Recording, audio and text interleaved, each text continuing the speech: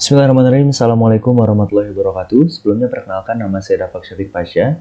Di sini saya akan mempresentasikan hasil dari tugas 1 yang telah saya kerjakan.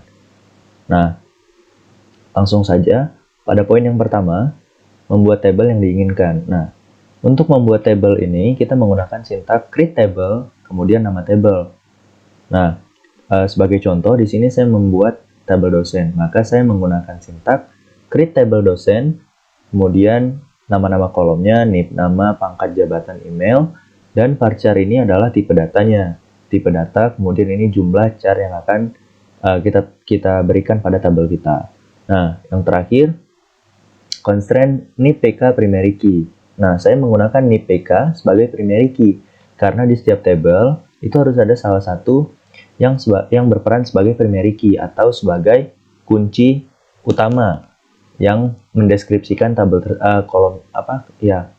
tersebut, kayak gitu. Jadi primary key ini adalah salah satu identitas yang beda dari antara satu data dengan data yang lain. Nah, kemudian di sini untuk menjelaskan atau untuk menampilkan tentang struktur tabel tadi, kita menggunakan sintak dash table. Di sini sebagai contoh, karena saya ingin menampilkan struktur tabel dosen, maka saya menggunakan dash dosen. Nah, jadi akan keluar semua tabel yang telah kita buat tadi. Kemudian di sini ada beberapa tabel yang telah saya create juga, tabel pendidikan, tabel mata kuliah.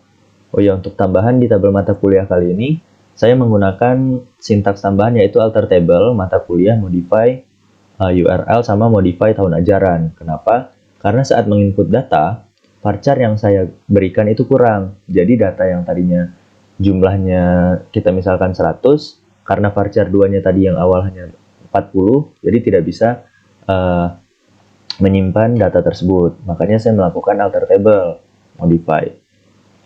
Kemudian melanjutkan dengan tabel publikasi, tabel aktivitas lain yang terakhir.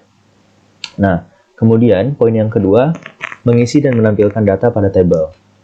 Untuk mengisi data pada tabel yang telah kita buat tadi, maka saya menggunakan sintak yang bisa mengisi sekalian gitu, seperti insert all into nama tabel, kolom 1, kolom 2, seterusnya, dengan value-nya adalah data-data yang akan kita masukkan, data 1, data 2, seterusnya. Kemudian ditutup dengan select bintang from dual. Nah, sebagai contoh di sini tabel dosen, insert table yang saya gunakan yaitu insert all into dosen, NIP, nama, pangkat, jabatan, email ini merupakan kolomnya, dan value 112 ini merupakan value dari NIP, nama, value-nya Miftah Juha, dan seterusnya. Nah, jika sudah, untuk menampilkan seluruh data yang telah kita input ke dalam tabel tadi, maka kita menggunakan sintak select table.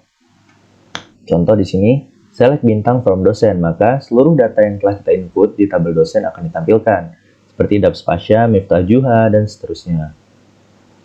Kemudian, di sini ada juga tabel pendidikan, tabel mata kuliah, tabel publikasi, dan yang terakhir tabel aktivitas lain. Nah, kemudian, mengurutkan data menggunakan operator order by. Order by ini digunakan untuk apabila kita ingin mengurutkan suatu data dalam menampilkannya. Contoh di sini, saya ingin menampilkan seluruh data berdasarkan urutan-urutan NIP, ya kan? Maka saya menggunakan sintak select bintang from dosen, order by NIP. Nah, output data yang keluar yaitu NIP akan berurut secara otomatis, mulai dari 111 sampai 115. Kemudian, selanjutnya menampilkan data dengan having dan group by. Nah, group by ini dia bisa dikombinasikan dengan having. Contohnya di sini saya ingin menampilkan, sebelumnya having itu adalah penentu bagi group by. Jadi, apabila kita menggunakan sintak having, maka output yang keluar itu adalah data-data yang memenuhi having yang kita inginkan gitu. Kemudian, nih contohnya saya di sini ingin menampilkan jabatan dosen dengan jumlah dosennya. Jadi dosen tetap itu jumlah dosennya ada 2 orang, ada 3 orang, dosen kontrak ada 2 orang. Dengan menggunakan sintak select jabatan, count pangkat, as jumlah dosen, from dosen, group by jabatan having count pangkat lebih dari 0. As jumlah dosen ini, jadi jumlah dosen ini adalah tabel baru gitu. Bukan tabel baru, maksudnya kolom baru. Kolom baru yang merupakan output dari count pangkat ini. Nah, yang terakhir, menggunakan operator group by. Seperti yang di atas tadi, bedanya yang ini saya tidak menggunakan having gitu. Group by ini berguna untuk mengelompokkan suatu data berdasarkan tabelnya atau kolomnya. Misalkan pada kasus nomor 1, saya ingin menghitung dan menampilkan jumlah dosen berdasarkan pangkat. Jadi dosen yang pangkatnya A1 ada berapa orang, A2 ada berapa orang. Nah, saya menggunakan select pangkat, count pangkat, from dosen, group by pangkat.